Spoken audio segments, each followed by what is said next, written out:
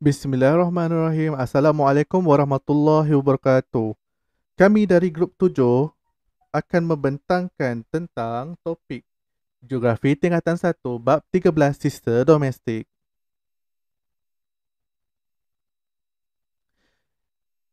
Ini adalah ahli kumpulan kami, terdiri pada 5 orang ahli iaitu saya sendiri, Muhammad Khalis bin Muhammad Kamal, Siti Khadijah Zafran, Nazihah Amni binti Zulkifli, Najihah Ayuni binti Zulkifli, Aida Afikah binti Nazri. Untuk sesi induksi, guru diperlukan untuk menarik perhatian pelajar berkenaan dengan pembelajaran terkini. Pelajar akan mendapat info asas mengenai topik hari ini melalui video yang akan ditayangkan. Video tersebut kami telah pun upload di laman web YouTube. Assalamualaikum dan salam sejahtera. Tajuk kita hari ini adalah sisa domestik. Sila beri perhatian. Anda perlu memfokuskan kepada 4 perkara utama berikut.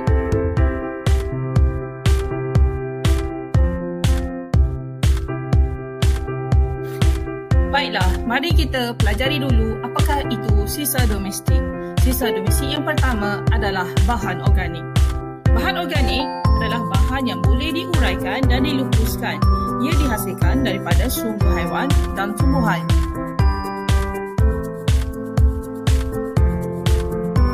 Contoh sisa domestik bagi bahan organik adalah seperti sisa makanan, sisa kebun dan kertas. Bahan bukan organik pula adalah bahan yang sukar diuraikan dan dilupuskan. Dihasilkan dari sumber mineral. Apakah itu sumber mineral? Bahan yang wujud secara semula jadi, contohnya logam dan petroleum. Sisa domestik di Malaysia terhasil dari kawasan perumahan. Sisa domestik ini terdiri daripada sisa pepejal dan sisa cecair.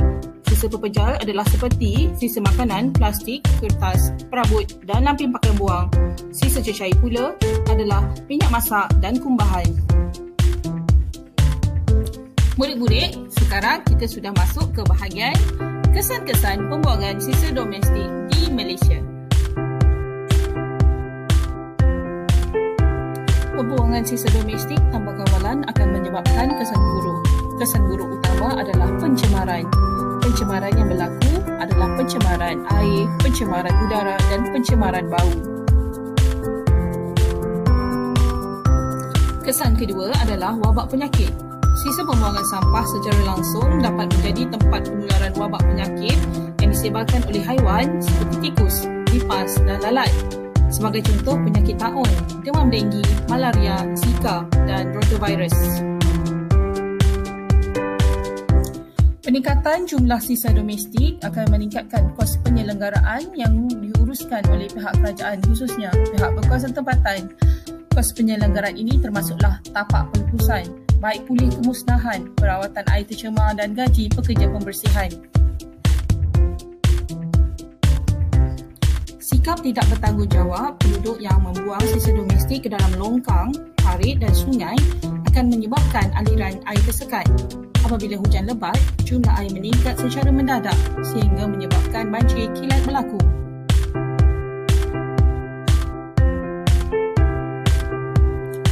Baiklah murid-murid, sekarang kita sudah masuk ke bahagian yang terakhir iaitu langkah-langkah untuk mengurangkan kesan pembuangan sisa domestik. Langkah yang pertama adalah penerapan amalan 3R, Reduce, Reuse, Recycle. Kedua, penggunaan teknologi terkini seperti Logi Waste to Energy, WTE.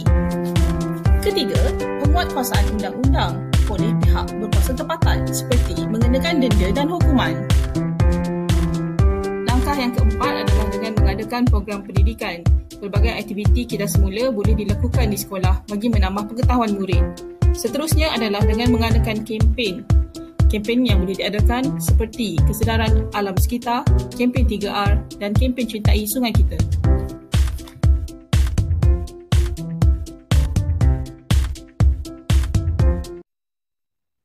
Pada sesi perkembangan, kami akan memaparkan rajah kepada permukaan projektor.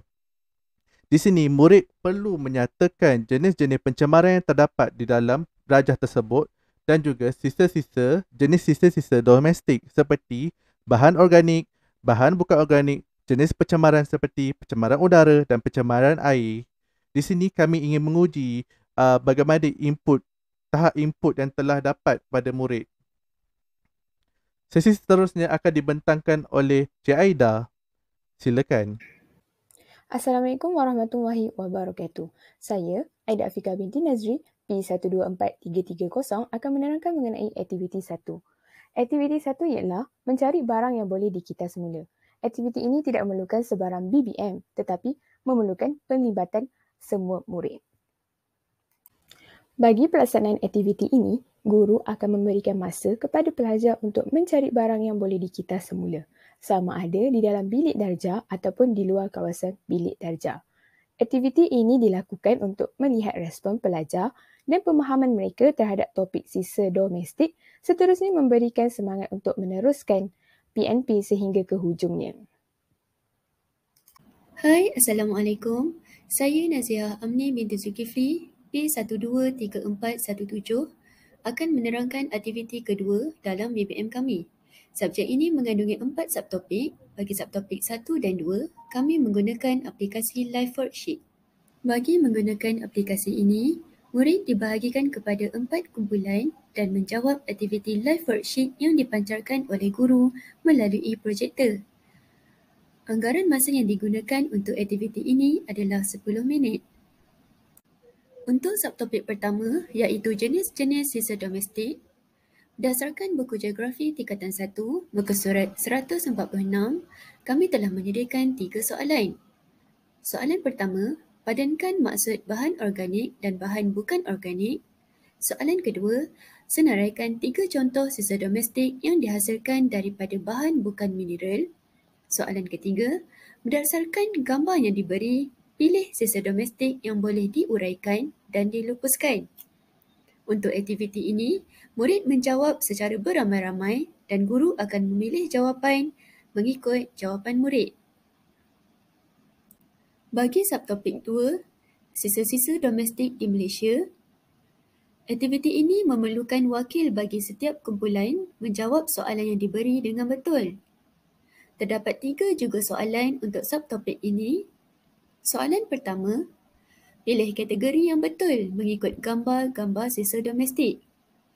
Pilihan jawapan yang diberikan sama ada bahan organik atau bahan bukan organik.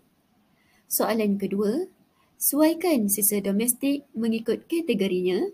Dan soalan ketiga, pilih jenis sisa domestik yang betul sama ada sisa berpejal atau sisa cecair berdasarkan gambar.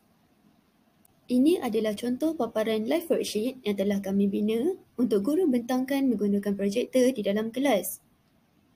Guru perlu memilih mengikut jawapan yang disebut murid. Ini adalah contoh paparan live worksheet yang telah terdapat pelbagai kelebihan menggunakan aplikasi live worksheet ini. Yang pertama, pembelajaran akan menjadi lebih interaktif. Yang kedua, markah atau jawapan yang salah dan betul boleh terus disemak selepas aktiviti. Yang ketiga, murid boleh menyesuaikan diri dengan pelbagai jenis bentuk soalan.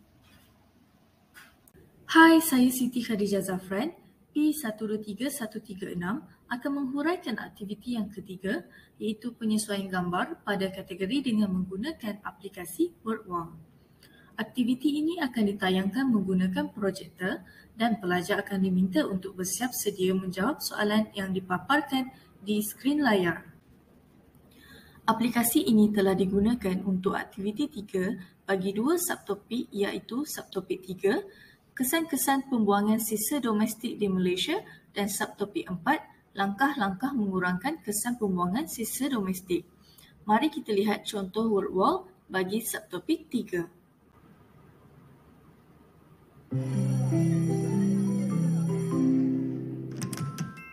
Apakah satu penyakit yang boleh terjadi disebabkan pembuangan sisa domestik?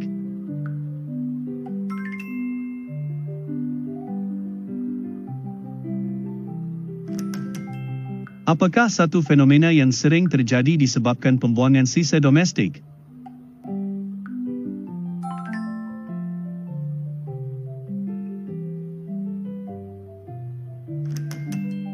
Apakah satu kesan pembuangan sisa domestik di Malaysia?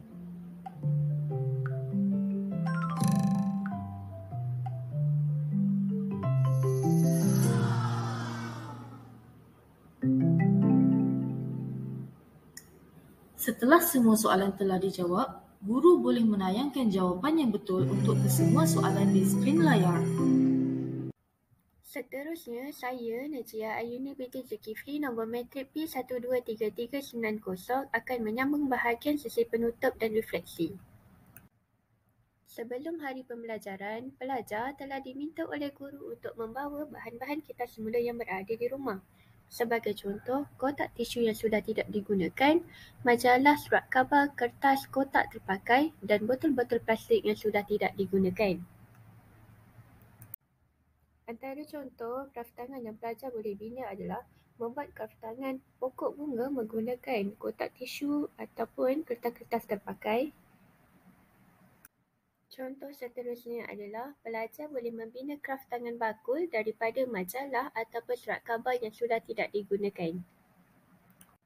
Contoh yang terakhir adalah pelajar boleh membina satu pokok hiasan kaktus menggunakan bahan kitas semula seperti kotak lama dan botol-botol terpakai. Dan akhir sekali adalah sesi refleksi. Dalam sesi ini, guru akan bertanya tentang fahaman murid berkenaan topik yang dipelajari. Dalam refleksi ini, pelajar dan guru membincangkan jenis sisa domestik. Seterusnya, menyenaraikan kesan sisa domestik di Malaysia. Pelajar dapat mengetahui kesan sisa domestik dan dapat menyenaraikan langkah-langkah menanganinya. Ini sahaja daripada kami Kumpulan 7. Sekian, terima kasih.